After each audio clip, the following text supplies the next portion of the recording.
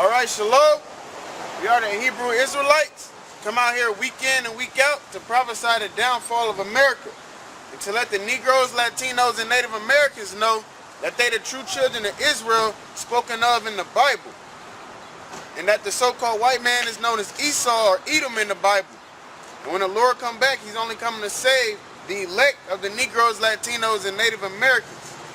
We want to give all praises to Yahweh Ba'Shem Yahweh Shai, double honors to the elders at GMS, and blessings to the elect and the brothers out there to the truth and sincerity. Hebrews chapter 13, verse 8. Yahweh Shai, Hamashiach, the same yesterday and today and forever. Yeah, and like he said before when he was amongst the disciples, the Lord told them he's about his Father's business. He come to do his Father's will. If you seen me, you seen the Father. We are one. So him and his Father is on the same accord, man, on one accord. They got one program. And that program right now is to deliver the elect, and only the elect. That's just the case. The Lord is only coming to save the Negro, Latinos, and Native Americans of that nation, man, on this planet. When he come back, that second coming that everybody speak of, when the Lord comes back, he coming to save the elect that are Negroes, Latinos, and Native Americans. He's not coming to save the Chinese. He's not coming to save the Japanese. He's not coming to save the Caucasians. He's not coming to save nobody but the elect that are Negroes, Latinos, and Native Americans. Go ahead. Be not carried about with diverse and strange doctrine. Yeah, diverse and strange doctrine. But it's only one doctrine. When you read this book, it's only one doctrine because it's only one truth.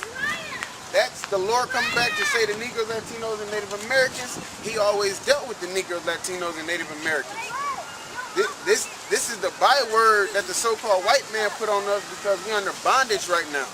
But when you read in the scriptures, we known as the 12 tribes of Israel. Judah down to Issachar.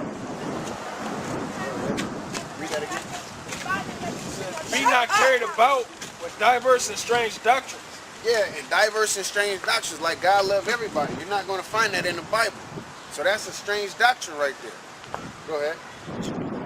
For it is a good thing that the heart be established with grace, not with meats. Yeah, it's a good thing that the heart be established with grace and not meats. And that the meats right there is different doctrines. But the grace is only given to the elect. So everybody doesn't even get that grace that they speak of. That grace is a gift from God, and everybody doesn't get that gift. When y'all people out here and y'all celebrate Christmas, you don't give the same gift to each and every person in the family. You give them different gifts. So the same with the Lord. He didn't give everybody grace. He gave a select few that he gave them that grace, so they can establish his kingdom on this earth. That's in the kingdom of heaven to come. Go ahead. Which have not profited them that have been occupied therein. Yep.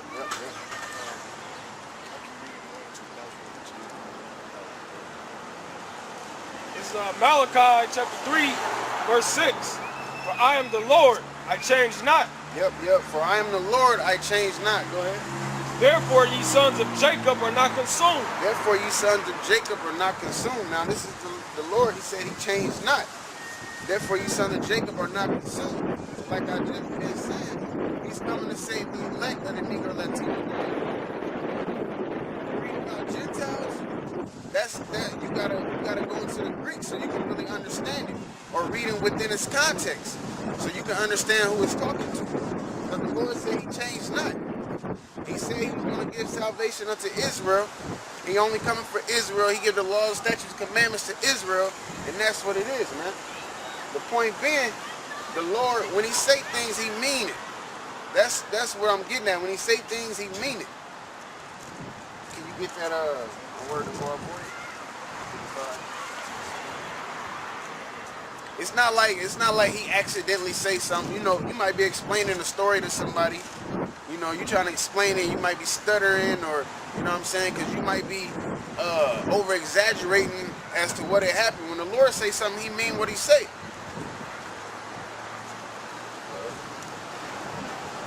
Isaiah 55 and 11.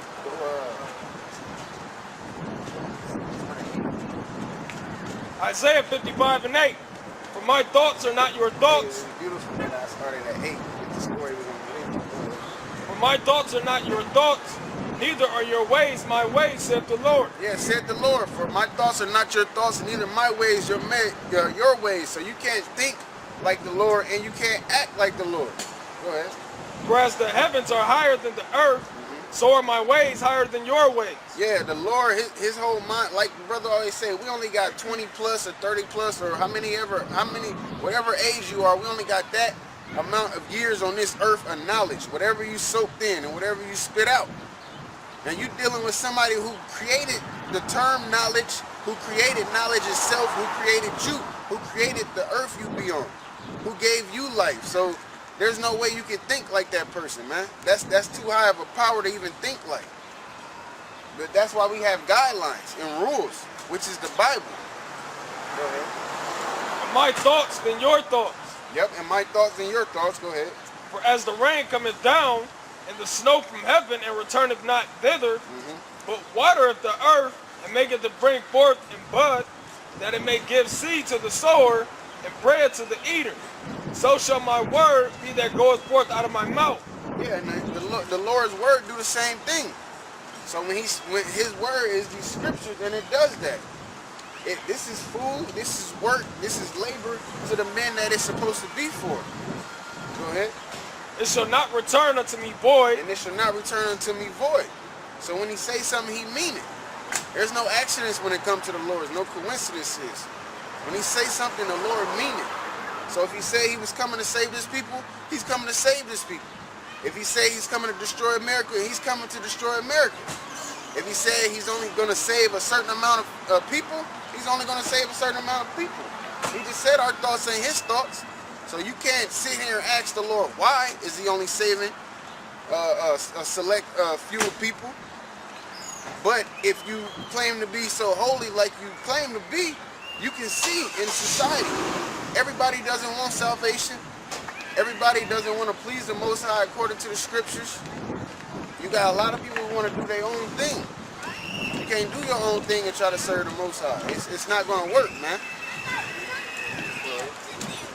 It shall not return unto me void, but it shall accomplish that which I please. But it shall accomplish that which I please. So when the Lord say something, he mean it, and it's going to do what he said it's going to do, man.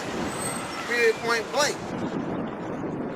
And it shall prosper in the thing whereto I sent it. And it shall prosper into the thing whereto I sent it. So in this day and age, the Lord sent his word to the prophets once again to prophesy the downfall of America, to prophesy the elect of Israel been receiving that salvation.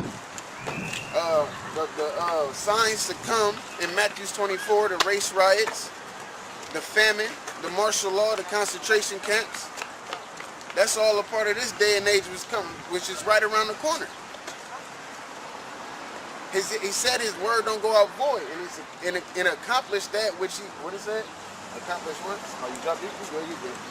Shall accomplish whereto I sent it. Yeah, accomplish whereto I sent it, man. Okay, so let's get into that Samuel. Top right.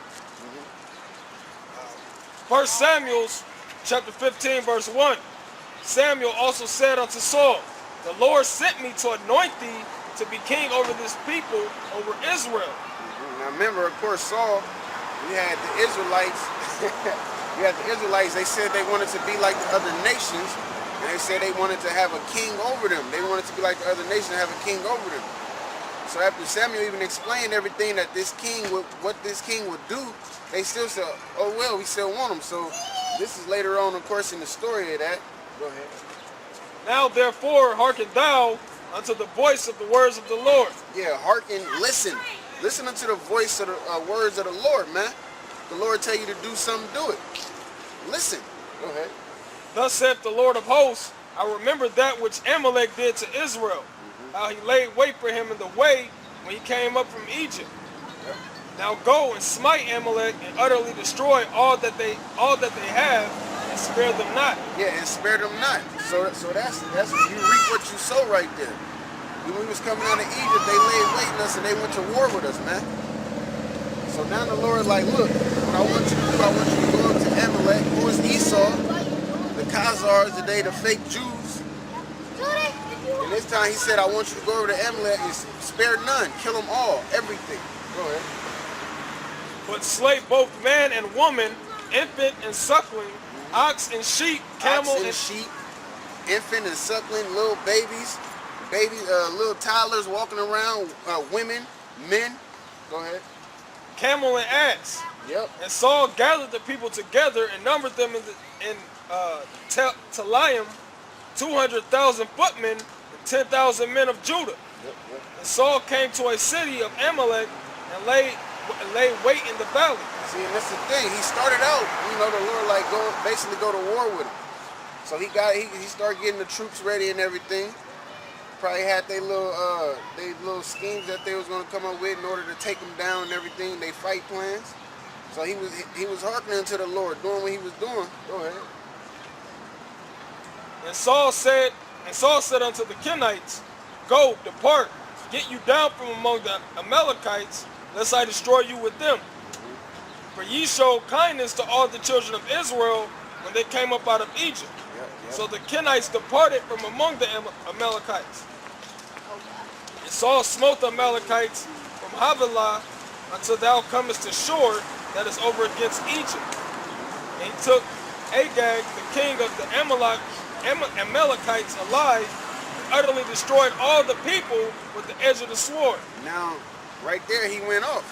Because the Lord told him to go and spare none. No men, no women, no children, no infant, no suckling, no camel, no ass, no oxen. The Lord told him to go destroy everything and spare none. But he sat here and he spared the king. Go ahead. But Saul and the people spared Agag and the best of the sheep and of the oxen and of the fatlings and the lambs, all that was good, and would not utterly destroy them. Yeah, so they took the best of what they was, when they went in there, they spared the king, and then the best lamb they seen, they took the best oxen and the best sheep, they took all of that. They killed some of them, but then they took some of them. Go ahead. But everything that was foul and refused, that they destroyed utterly. Yep, so that, yep, go ahead. Then came the word of the Lord unto Samuel, saying, It repented me that I have set up Saul to be king. Yep. Or Samuel like, man, you didn't do what the Lord said. You know what I'm saying? Read that one. It says, It repented me that verse 10. Then came the word of the Lord unto Samuel, saying, It repented me that I have set up Saul to be king. So like, yeah, the Lord said unto Samuel, repented him that he set up Saul to be king. Go ahead. For he is turned back from following me, and have not performed my commandments. Yep, he have not performed my commandments, man. So when the Lord tell you to do something, you're supposed to do it. So the Lord, like, I wish I would have never made him king over my people, because he turned his back. He went and did what I told him not to do. Go ahead. And it grieved Samuel, and he cried unto the Lord all night. And when Samuel rose up, and it grieved Samuel. So him seeing somebody else go off and not hearkening to the Lord, it grieved him, man. It made him feel bad. That's how much respect he had towards the Lord, man. And we gotta be in that same mind state these days. That's why everybody can't come together in these days. Because everybody don't think like Samuel. Have that mindset that Samuel had. It's like you gotta ride for the Lord, man.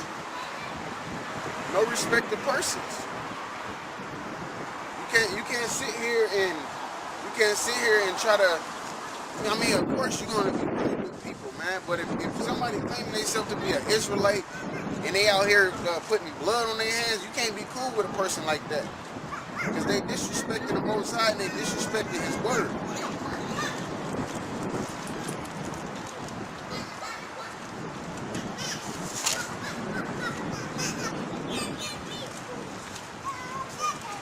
And they don't want to hearken unto what the Lord is saying do.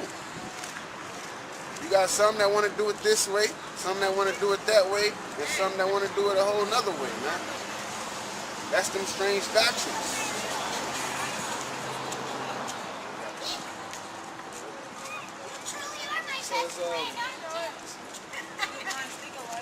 Verse 12. And when Samuel rose early to meet Saul in the morning, it was told Samuel, saying, Saul came to Carmel, and behold, he set him up a place, and is going about and passed on. going down to Gilgal. And Samuel came to Saul, and Saul said unto him, Blessed be thou of the Lord. I have performed the commandment of the Lord. Yeah, so he come to Samuel like, Barakatah, bless you. I did what the Lord told me to do. So he's sitting here acting like he did exactly what the Lord told him to do, when really he had spared the king. And Samuel gonna get into it. And Samuel said, What meaneth then this bleating of the sheep in mine ears, and the lowing of the oxen which I hear? Yeah, so he like, if you did the commandment of the Lord, if you did what the Lord told you to do, which was spare none, the children, the women, the men, the oxen, the camel, and the ass, why do I hear sheep and why do I hear oxen in my ear, man? Go ahead. And Saul said, They had brought them from the Amalekites, but the people spared the best of the sheep and of the oxen to sacrifice unto the Lord thy power, and the rest we have utterly destroyed. Exactly. So the Lord says spare none. But here you is, Saul saying, I did the commandment of the Lord. He like, and then Samuel like, why do I hear sheep and oxen? And then Saul turns around and says, well, we took the best of the best, so we can make a sacrifice unto the Lord. The Lord said what he said. I was talking to the brother earlier this week, and he's like, just like with the when he said only the Levites were supposed to touch the Ark of the Covenant, man. And when it was going to tip over and fall, somebody other than the Levite went to go catch it, and he ended up being put to death, man, right there on the spot.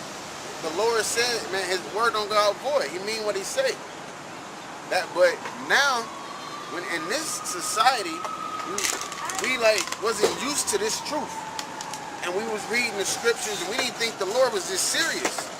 So when you read the scriptures, you just think this is really just words that's written down, but this is actual stories and actual events that happened.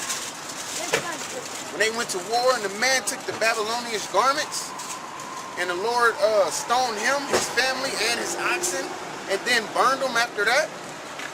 That really happened. The story of the guy touching the Ark of the Covenant and dying on the spot, that really happened. The wars that's written in the scriptures, that really happened. Go ahead. And that's what makes this word beautiful, man. Because these are events that happened long time ago. And if you really have a serious passion about it, you understand that it happened. Therefore, you have no choice but to give reverence to the Lord, man. If you really love him, if you really respect him, you'll keep his commandments. He told you that in John. If you love me, keep my commandments. But a lot of people don't have that real love for the Lord, man. They got that worldly love. Because they want to do what they want to have their own program, they sub-program on the Lord's program and try to please him. Like Saul did. Well, I did what he said do it. I went there, I went to war with him. I killed some of the Amalekites and destroyed some of the sheep and everything. But I brought the best of the best back so I could make a sacrifice to the Lord. The Lord, he didn't ask for no sacrifice, man.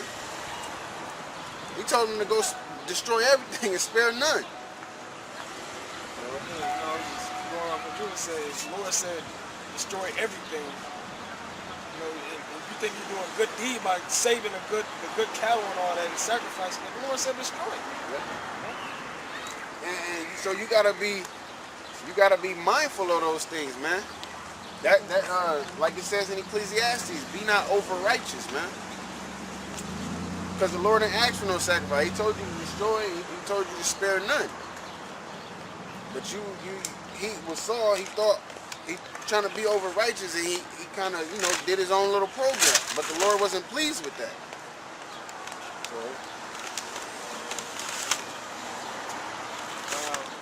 So, 1 Samuel 15:16. Then Samuel said unto Saul, Stay, and I will tell thee what the Lord hath said to me this night. And he said unto him, Say on. And Samuel said, When thou wast little in thine own sight, wast thou not made the head of the tribes of Israel? When the Lord anointed thee king over Israel? And the Lord sent thee on a journey, and said, Go and utterly destroy the sinners of the Amalekites. Yep, and utterly destroy the sinners of the Amalekites. Go ahead. And fight against them until they be consumed. Until they be consumed. He didn't say You know what I'm saying? Whoever you feel like bringing back, come on, bring them here. Or none of that. He tell them to fight until they be consumed, man.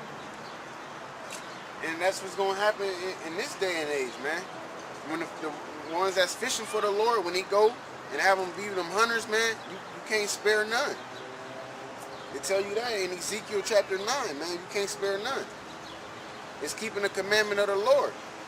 The Lord said he's going to come back and he's going to be handling business. We're going to have to handle business too if it's the Lord's will. Wherefore, then didst thou not obey the voice of the Lord, Yep, you didn't obey the voice of the Lord because he said destroy everything, man. Go ahead. but didst fly upon the spoil, and didst evil in the sight of the Lord. Yeah, so him trying to be over righteous, been a little greedy. He did evil in the sight of the Lord. And Saul said unto Samuel, And you have that today. These men who pick up the Bible and they you know what I'm saying, they try to teach the Bible and they know that they ain't teaching the truth of the Bible. But they sit here and try to put shame on men that's teaching the truth of the Bible. Nate Satan, 14th Street Israelite.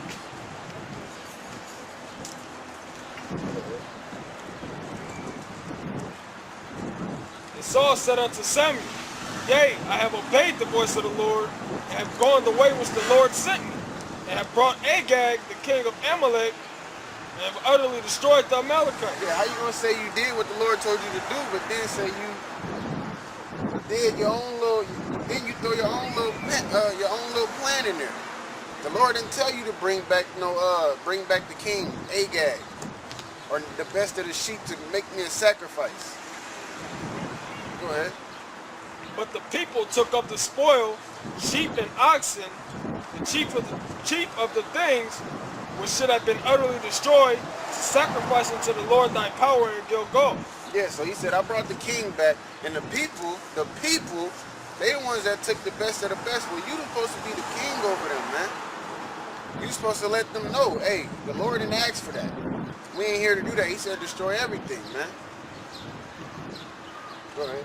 And Samuel said, hath the Lord as great delight in burnt offerings and sacrifices as in obeying the voice of the Lord?